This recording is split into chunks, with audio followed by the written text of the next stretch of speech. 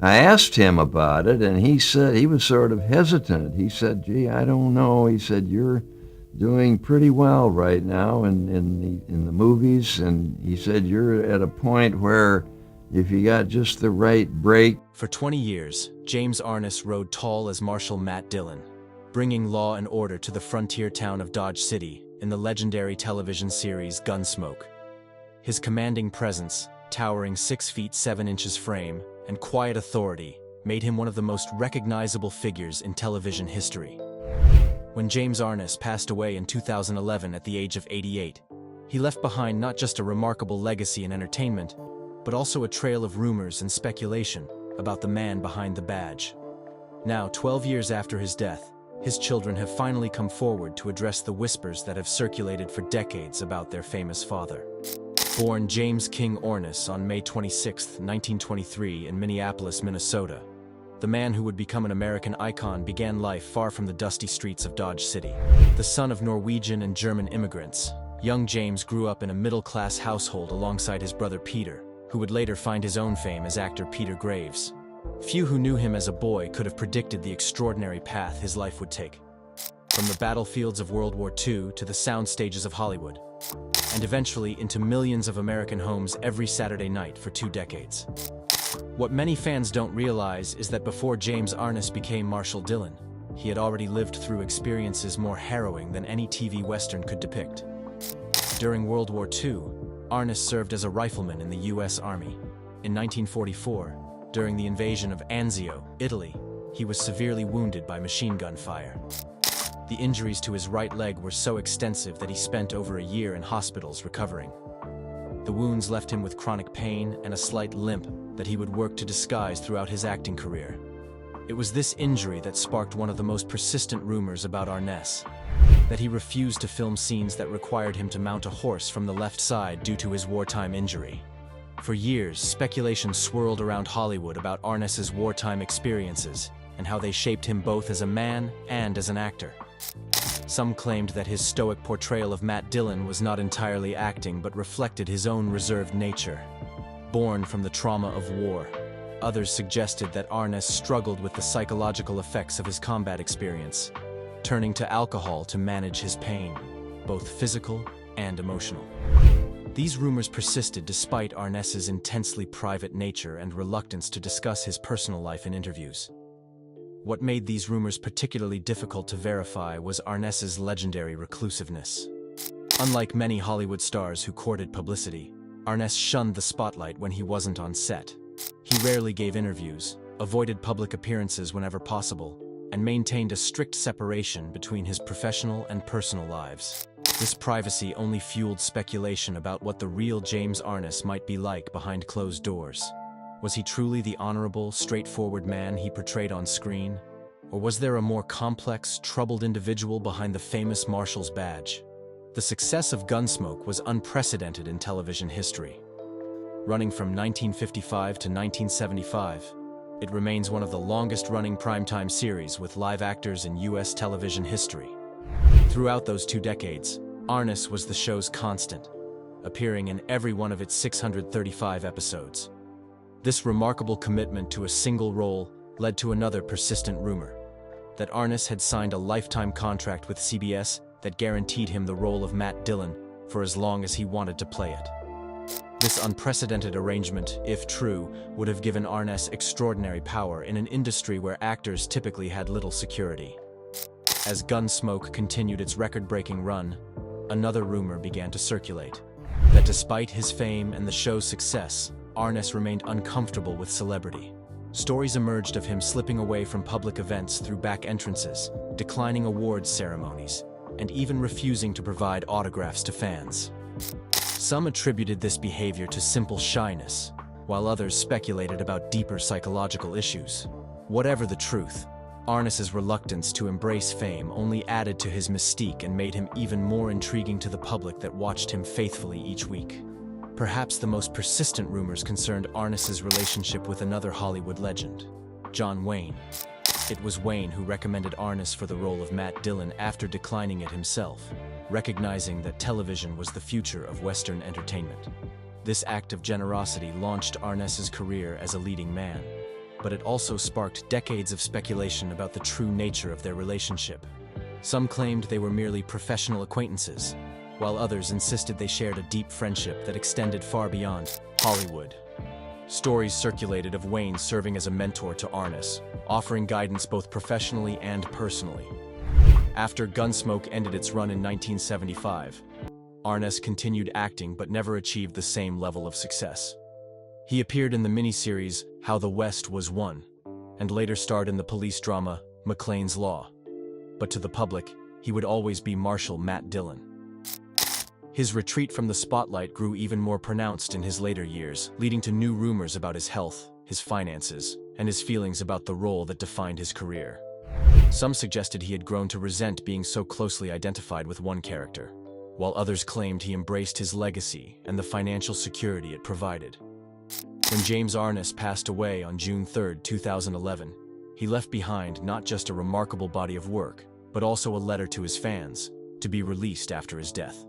In this final communication, Arness expressed gratitude for the support he had received throughout his career, and acknowledged the special place Gunsmoke held in American culture. Yet even this farewell message, touching as it was, left many questions unanswered about the private man behind the public persona. In the years following his death, the rumors that had circulated during his lifetime continued, with little new information to either confirm or dispel them. Now, more than a decade after his passing, James Arness's children have decided it's time to address the speculation that has surrounded their father for decades. As the guardians of his legacy, they feel a responsibility to separate fact from fiction, to share insights into the man they knew as a father, rather than as a television star.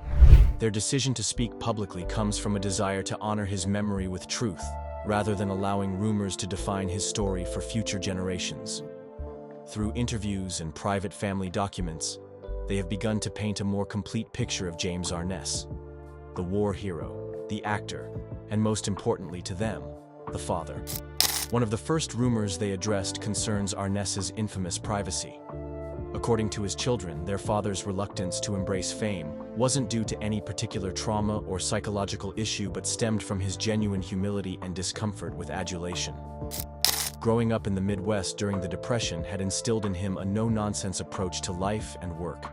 He saw acting as his job, not as a path to celebrity, and was genuinely puzzled by the public's fascination with his personal life. His son Craig recalled how his father would often say, "I just read the lines they give me. The writers and directors are the real talents." The children also confirmed what many had long suspected about Arness's wartime injuries. The wounds he suffered at Anzio were indeed severe, and caused him chronic pain throughout his life. While he rarely discussed his war experiences, even with his family, the physical effects were impossible to hide from those closest to him. His daughter Jenny revealed that her father would often be in significant pain after long days of filming, particularly scenes that required extensive horseback riding or physical action. However, they disputed the rumor that he refused to mount horses from the left side, explaining that he had learned to adapt to his injuries in ways that weren't noticeable to viewers. Regarding the legendary lifetime contract with CBS, the truth, according to his children, falls somewhere between fact and fiction. While Arness didn't have a formal lifetime contract in the way rumors suggested, he did negotiate unprecedented terms that gave him significant control over his involvement with Gunsmoke. His business acumen, often overlooked in discussions of his career, allowed him to secure favorable conditions that protected both his financial interests and his creative input. Far from being just a hired actor, Arness had considerable influence over the show's direction and his character's development. One of the most touching revelations concerns Arness's relationship with his co-stars. Despite rumors of tension on set, particularly with Amanda Blake, who played Miss Kitty, his children describe a man who viewed the Gunsmoke cast and crew as an extended family. Holidays often included visits from cast members, and Arness maintained friendships with many of them long after the show ended. His son Rolf shared stories of fishing trips his father took with Milburn Stone, Doc Adams, and how Dennis Weaver, Chester, was a regular visitor to their home. These relationships, built on mutual respect and shared experiences, contradicted rumors of an aloof star who kept his distance from colleagues. The rumored relationship with John Wayne was another area his children were eager to clarify. According to them, the friendship between the two men was indeed genuine and significant, though not as dramatic as some stories suggested. Wayne did recommend Arness for the role of Matt Dillon, recognizing in the younger actor qualities that would translate well to the character. Beyond that professional connection, they shared a mutual respect and similar views on many subjects. They weren't inseparable companions, as some rumors claimed, but neither were they merely casual acquaintances. Their relationship was one of genuine friendship between colleagues who understood the unique pressures of Western stardom. Perhaps the most persistent rumors concerned Arness's feelings about being so closely identified with the character of Matt Dillon. Did he resent the typecasting? Or did he embrace the role that made him famous? According to his children, the truth is more nuanced than either extreme suggests. Arness took pride in the quality and longevity of Gunsmoke, and understood the rare privilege of playing a character so beloved by audiences. At the same time, he was more than capable of distinguishing between himself and the Marshal of Dodge City. At home, he was simply their father, a man who enjoyed boating, reading history books, and spending quiet evenings with family, far removed from gunfights and frontier justice. The family addressed another rumor that had circulated for years, that despite his success, Arness struggled financially in his later years due to poor investments or excessive spending. According to his children, nothing could be further from the truth. Their father was famously frugal, a trait they attribute to his Depression-era upbringing. He invested wisely in real estate and lived well within his means, ensuring financial security for himself and his family. His retreat from acting in his later years wasn't driven by necessity, but by choice. A desire to enjoy the privacy and peace he had earned after decades in the public eye. One of the most poignant revelations concerns Arness's experience of fatherhood. Despite his fame, he strove to give his children as normal an upbringing as possible. Family dinners were sacred, and he made a point of attending school events whenever his filming schedule allowed. His daughter Jenny recalled how he would sometimes arrive at her school plays still in his Marshal Dillon costume, having come directly from the set. Despite his towering physical presence and famous face, at home he was simply Dad, a man who taught them to fish, encouraged their interests, and emphasized the values of honesty and hard work over the fleeting nature of fame. The children also confirmed what many fans had hoped, that the integrity and decency James Arness portrayed on screen weren't merely acting, but reflected his true character.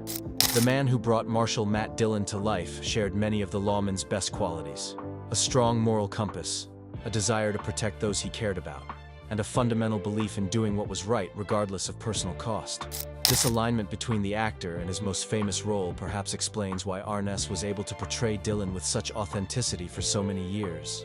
He wasn't playing a character entirely separate from himself, but drawing on aspects of his own nature. As our conversation with James Arness's children concludes, what emerges is a portrait far more complex and human than either the television marshal or the subject of decades of rumors. They describe a man who found himself thrust into fame almost accidentally, and navigated that strange territory on his own terms. Neither the flawless hero some fans imagined, nor the troubled recluse others speculated about. The real James Arness was simply a dedicated professional who found extraordinary success in his chosen field, while remaining true to the Midwestern values of his youth. Through their willingness to share these personal insights, Arness's children have given fans something precious: a clearer understanding of the man who rode into American homes and hearts for 20 years as Marshal.